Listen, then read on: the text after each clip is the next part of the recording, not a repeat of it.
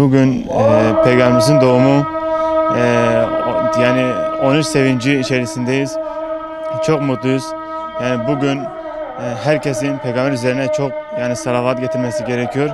İbadetimizi yapacağız, namazımızı kılacağız, mevlidimizi dinleyeceğiz. Bugün Peygamber Efendimizin doğum günüdür. Onun için babamla geldim camiye, namaz kılıp dua edeceğiz, gideceğiz. Kandil herkese kutlu mübarek olsun. Nice kandiller diliyoruz. Onun Peygamberimizin doğum yıl dönümüdür. Herkese onun için herkese mübarek olsun, kutlu olsun.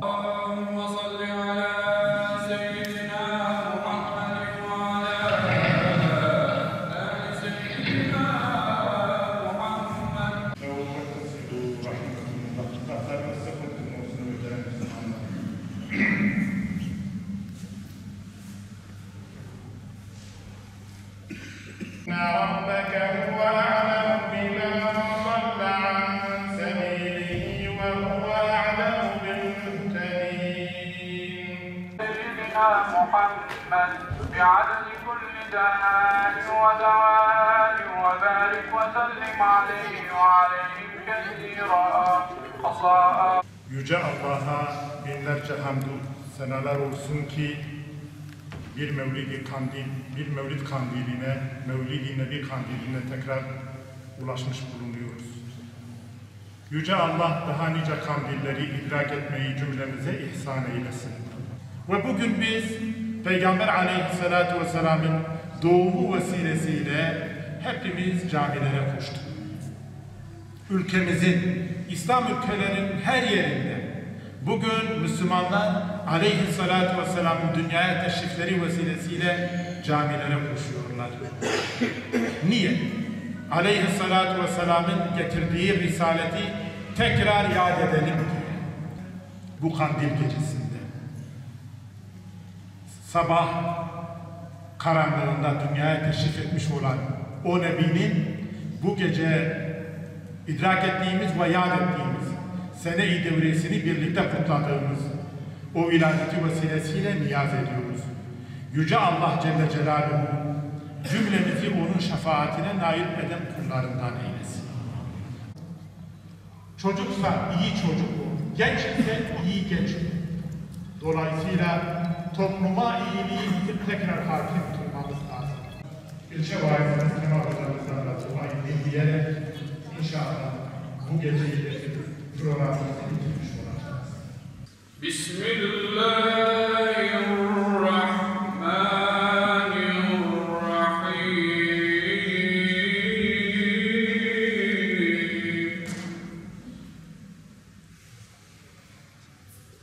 لقد صدق الله رسوله الرؤيا بالحق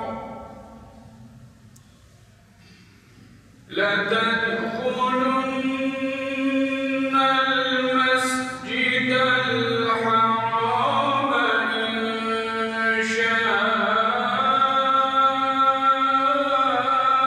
الله آمنين مخلقين محمد رسول الله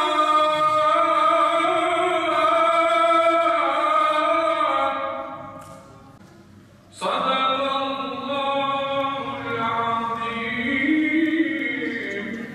سبحان ربك رب العزة عما يصفون وسلام على المرسلين والحمد لله رب العالمين. الفاتحة.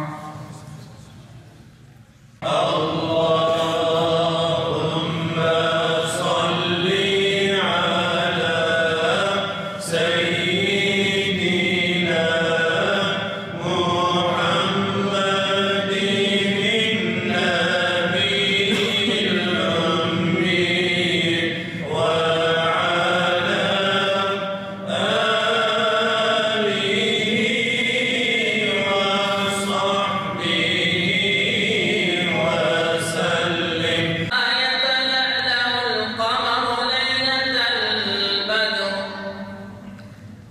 جعله الله رسولا كريما قسيما وسيما وفي عينيه درج وشفته يسطع منهما النور رجالا والقربان رسل محمدا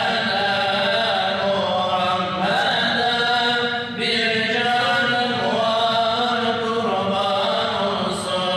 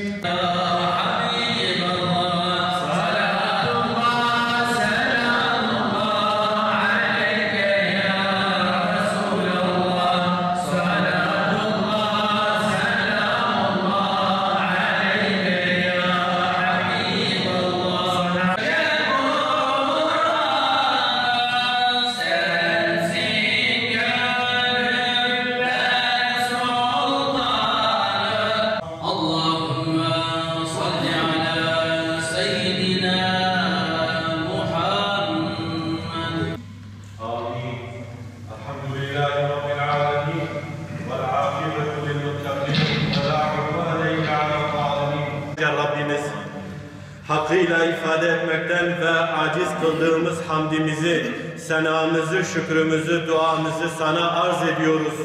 Sen kabul eyle Allah'ım. Huzuru ilahinde ellerimizi açtık, sana iltica ediyoruz. Canı gönülden yalvarıyoruz. Bizleri huzurundan boş çevirme Allah'ım.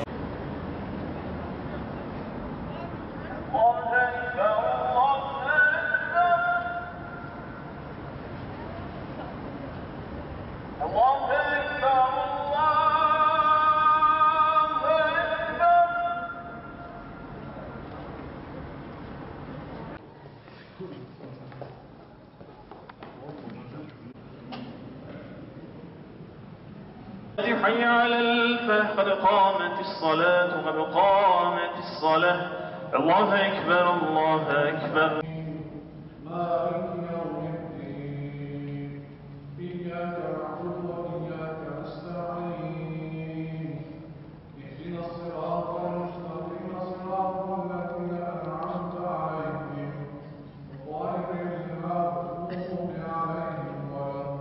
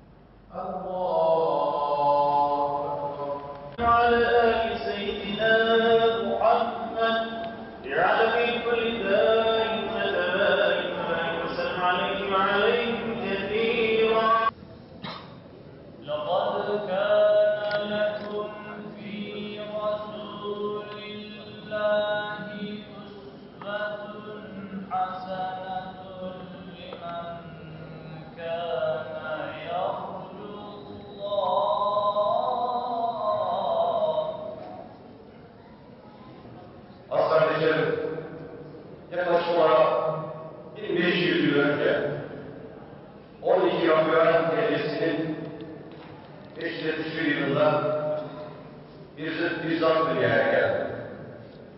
Muhammed Mustafa Aleyhisselatü Vesselam dünyaya teşrif etti.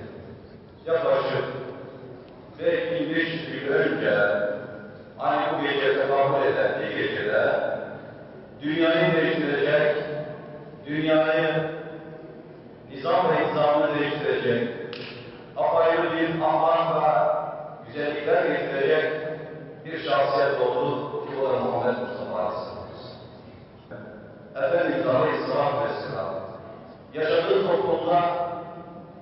onu el-emin olarak biliyorlardı. Yani güvenilir, yani emanete ihanet etmezdi, yani yalan söylemezdi, yani kötü ahlakı yok. Çünkü buyuruyor Efendimiz Aleyhisselatü Vesselam, اَدَّبَنِ رَبِّي فَاَحْسَنَ تَهْد۪يبِ Beni o yetiştirdi, o ahlaklarını en güzel şekilde beni ahlaklarını diyor Peygamber Efendimiz sallallahu aleyhi ve sellem. Şimdi değerli kardeşim, bugün Mevlid Kandili'dir. Mevlid Kandili'yi elbette idrak edeceğiz. Yani tartışmaktan geçmeye gerek yok. Tutsayanlar, tutamayanlar tartışmamız değildir. Fakat biz bugün anlamına diyanen bizim Peygamber Efendimiz Aleyhisselatü Vesselam'a bizde olmayan bir ahlakla gelin her birimiz bir ahlakı yaparlar. Bunun anlamı bu olmalıdır. Yani Peygamber Efendimiz Aleyhisselatü Vesselam az önce kardeşim de okudu.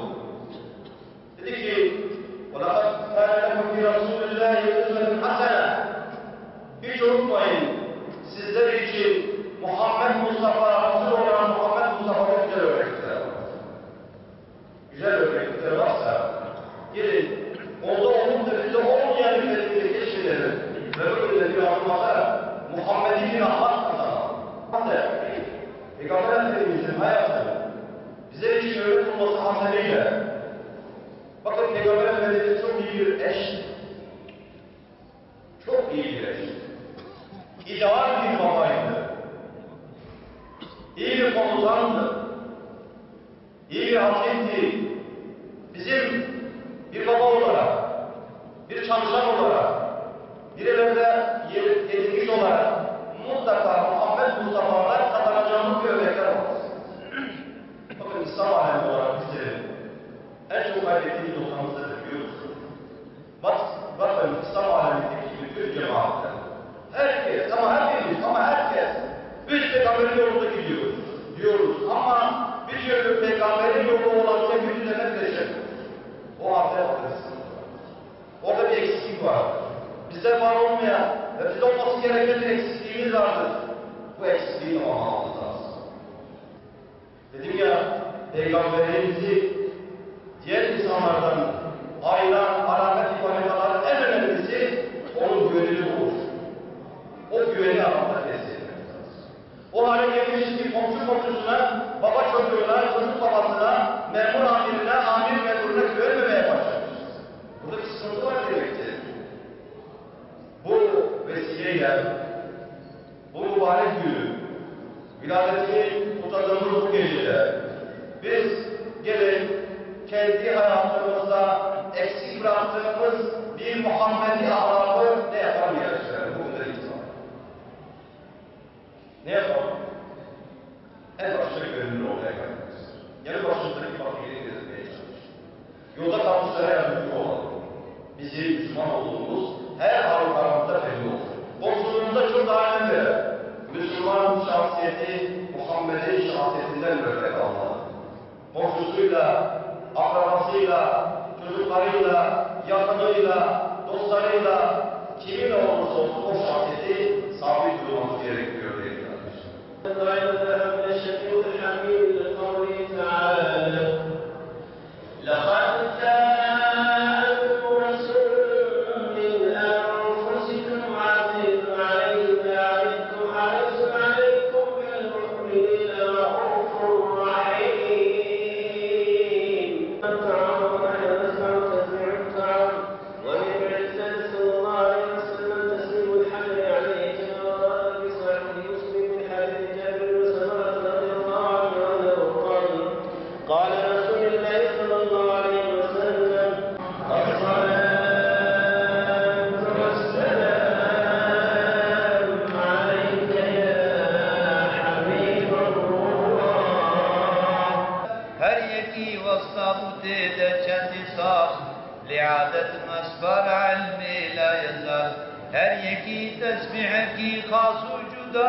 دائما تسبيح خواندن بو خدا پاشی آب تجیار بحر مزد bir zalimizin sucin Gerdimiz hüznün arifin necat Veşmu şevka kundedin aslan Assalam ve selam aleyke ya Resulallah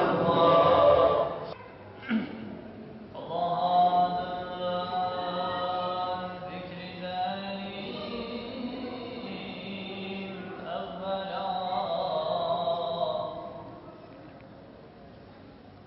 vacip oldu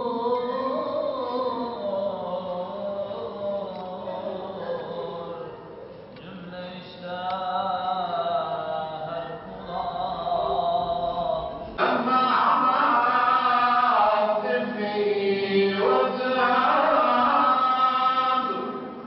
وما تريد منه تعاب هذا نبي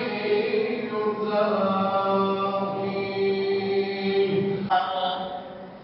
Şu anda elini tutalım, mesuliyetlerin hürmetine, ibadetlerimizi kabul eyle, günahlarımızı affeyle, tövbelerimizi makbul eyle, şüphesiz sen tövbeleri kabul eden ve esirgeyensin. Ey bizleri yoktan var eden Yüce Allah'ım, bu gecemizi, bu haftamızı, bu ayımızı, bu ömrümüzü hayırlı ve mübarek eyle. Allah'ım, hamdın tamamı sana aittir. Senin ihsanın kimse karşı çıkamaz. Senin mutluluğunu da kimse alamaz. Evladı olmayanlara hayırlı evlat, hastalara hüsnü şifa, borçlara eda, derslere deva ihsan eyle. Allah'ın sevgisiyle rızıklandır. Allah'ım sen affedicisin, affetmeyi seversin, bizleri de affeyle. Ya Rabbel Alemin ve Ya Ekrem Alemin, Kur'an-ı Kerim'de Fahri Kainat Efendimiz'i bizlere tanıtırken, Peygamber Efendimiz'in mağaraları bu nimetlerini bizleri memnun eyle. Bizleri nura layık bir ümmet eyle. Onun ve ashabının sürdürdüğü doğru yolda bizleri daim ve daim eyle. Onun bize mirası olan dini ümmi İslam'dan bir an olsun ayırma ya Rab. Amin. Velhamdülillahi Rabbil Alemin. As-salatu vesselamu aleyke ya Resulallah. As-salatu vesselamu aleyke ya Habiballah. As-salatu vesselamu aleyke ya Emine Vahillah. Ve selamun alel mursalin. Amin. Amin. Velhamdülillahi Rabbil Alemin. El-Fatiha. Mübarek olsun. Hayırlı olsun inşallah. Allah mübarek olsun. Kabulullah. Geceniz mübarek olsun. Geceniz mübarek olsun. Geceniz mübarek olsun. Nice hayırlara mübarek olsun. Nice kandiller. Hayırlı nice kandiller. Bitti, yetmedi mi? Daha da mı istiyordun? Bir dahaki sefere bekleriz.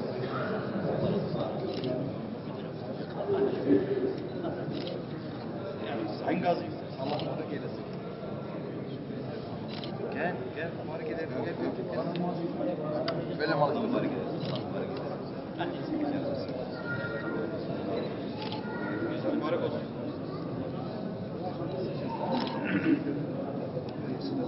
Allah razı olsun. Geceniz mübarek olsun. Geceniz mübarek olsun. Gece mübarek olsun. Allah evlendir onları. Gece mübarek olsun. Allah korusun. Geceniz mübarek olsun. Gece mübarek olsun. Her zaman camiye bekleriz. Tamam. Geceniz mübarek olsun. Geceniz mübarek olsun. Gel dur bakayım şöyle. Vessalatu vesselamu ala Resulina Muhammed ve alihi ve sahbihi ecmaîn. Bugün 12 Rabi'l Evvel'in gecesi, yani Peygamber Efendimiz yaklaşık olarak 1500 sene önce, yani 571 yılının Rabi'l ayının 12. gecesinde dünyaya teşrif ettiler. 1500 sene önce Peygamber Efendimiz dünyaya geldi ve o gündür bugündür Peygamber Efendimiz'in muhabbeti, Peygamber Efendimiz'e olan saygı, muhabbet her daim katlanarak devam ediyor. Bir şahsiyet olarak Peygamber Efendimizin doğumu, onun doğuma ihtiyacı yoktur aslında. Aslında biz bu geceleri fırsat bilip Peygamberimizin bizde olmayan bir ahlakını kendi içimize almamızı düşünmemiz gerekiyor. Onu anlatmamız gerekiyor. Bu kararan gönüllere onu anlatmamız gerekiyor. Nakşetmemiz gerekiyor. Bugünler fırsattır bizim için. Onun için bu gecenin Peygamber Efendimizin viladeti olması hasebiyle tüm vatandaşlarımızın kandilini tebrik ediyorum sizin sahasınızda. Bu geceyi de fırsat bilip Peygamber Efendimizin bizde olmayan, bizde eksiklik hissettiğimiz bir tarafını bu gecenin münasebetiyle ilk adım olarak atmamızda çok faydalı olacak kanaatindeyim. Bu sene Diyanet İşleri Başkanlığımızda Mevlid-i Nebi Haftası münasebetiyle 17-24 Kasım tarihleri arasında Mevlid-i Nebi Haftası münasebetiyle gençlik teması işlenecek inşallah. Gençlik nereye gidiyor? Gençliğin hali nedir? Pırmelalı nasıldır? Gençlerimiz bizden uzaklaştı, toplumumuzdan muklaştı, maneviyetimizden muklaştı. Bunu irdelemeye çalışacağız. Ama biz Peygamberimiz, peygamberi ahlak, peygamberi metot ancak gençleri bir araya getirip gençlere yol gösterebileceğine inanıyoruz. Bu haftayı fırsat bilip yüksek okullar başta olmak üzere okullarda, camilerimizde, özel toplantılarımızda, televizyon programlarında, radyo, hep Peygamber Efendimizin bu yönü anlatılacak. Gençliğin gittiği yön iyi bir yön değildir. Ancak Peygamber rehberliğinde güzeli bulabilir. Dünyayı imar edebilir ve bu imar ettiği dünyada da yaşanılabilir bir dünyayı meydana getirebiliriz. Bu vesileyle gençlerin Hz. Peygamber'in o güzel ahlakını, o güzel mesajını iyi anlamalarını, hayatlarına nakşetmelerini, kendi hayatlarını ona göre düzenlemesinin hem kendilerine, hem ailelerine, hem yaşadığı topluma, hem yaşadığı devlete çok faydalı olacak kanaatindeyim. Bizim gençlerimizi de kurtaracak olan onun ahlakıdır, onun mesajıdır, onun güzellikleridir diye düşünüyorum. Bu vesileyle tekrar geceniz mübarek olsun. Bu kutlu gecenin tüm İslam alemine, ülkemize, coğrafyamıza, özelde midyatımıza hayırlar getirmesini Yüce Allah'tan temenni ediyoruz. Alemlere rahmet olarak gönderilen kutlu insan Hz. Muhammed Aleyhisselatü Vesselam'ın kutlu veladetlerini idrak ettik. Mutluyuz, sevinçliyiz. Ancak her sene kutlanmış olmasına rağmen onu özelde anlamayı kendimize şiar edinmeliyiz. Bugün halkımızın çoğu belki de Resulullah Aleyhisselatü Vesselam hayatta olsa belki kendisine düşman kesilecekti. Bir iki misalle arz edeyim. Tesettüre riayet etmeyen genç kızlar eğer Resulullah gelip de onlara mani olmaya kalkışsa eminiz ki %80, %90'ı ona düşman kesilecek. Eğer Hulafai Raşidin dönemini yine hakim kılmaya çalışsa bugünkü demokratlar kendisine düşman kesilecek. Yine faizi yasaklamaya kalkışsa para babaları buna düşman kesilecek ve bunu genişletebiliriz. Önemli olan onun hayatını hayatımızın her alanına hiçbir kınayıcının kınamasını aldırmadan kendimize şiar edinmektir. Rabbim o şiarı, o şuuru bütün Müslümanlara, hepimize nasip ve müyesser eylesin. Allahümme salli ve sellem ala habibike Muhammed Mustafa ala ali Muhammed. Aslında biz onun şu anki durumumuzda biz onun tozuna gelemiyoruz maalesef. Çünkü Allah'ın Habibi ve Peygamber Hazreti Muhammed sallallahu aleyhi ve sellem öyle bir Muhammed ki, öyle bir Muhammed-i Emin ki keşke onun yürüdüğü yoldan biz yürüseydik ki bu zamanki Yahudiler, Siyonistler, zalimler, hainler hiçbir başarı elde etmezlerdi ki. Ama maalesef bütün Müslüman kardeşlerime sesleniyorum ki buradan, bu mübarek geceden bize Allahu Teala Azze ve Celle bize en büyük hediyesi ve en büyük Peygamberimizin Hazreti Muhammed'i bize hediye ettiği için ne yazık ki gece gündüz onun yolundan gitmemiz gerekirdi. Ama Allah hepimizi ıslah eylesin.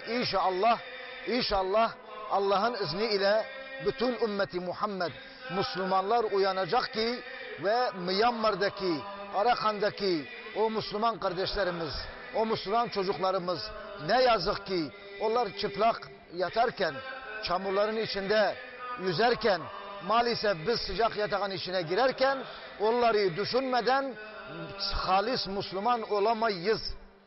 Allah'ın izniyle.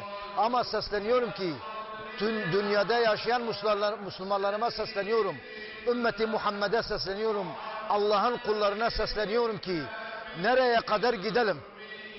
Nereye kadar gidelim, yetmiyor mu bize? Bunlar bize ibret olmuyor mu? Ve aklımızı ne zaman başımıza alıp ve elimizi dayanıp da düşünüp şu yola, cahillik yolundan ne zaman dönelim? İnşallah bugün dünyada ve bütün Müslüman kardeşlerimiz içinde takdir edilecek ve kutlayacağız ki şerefle, şanla, muhabbetle önce Allah'ın muhabbeti, peygamberin sevgisi ve Kur'an-ı Kerim'in muhabbetini kalbimize ve tatbik etmemiz lazım ki ben bunu Müslüman kardeşlerimizden istiyorum. Allah muvaffak eylesin inşallah. Çıkan Müslümanlara kitap veriyoruz. Hazreti Peygamber'in hadisleridir. Çok güzel bir kitaptır. Çıkan bütün Müslümanlara veriyoruz. Tüm Müslümanların kandilini kutluyorum. O herkes Peygamber'in hayatını yaşasın inşallah.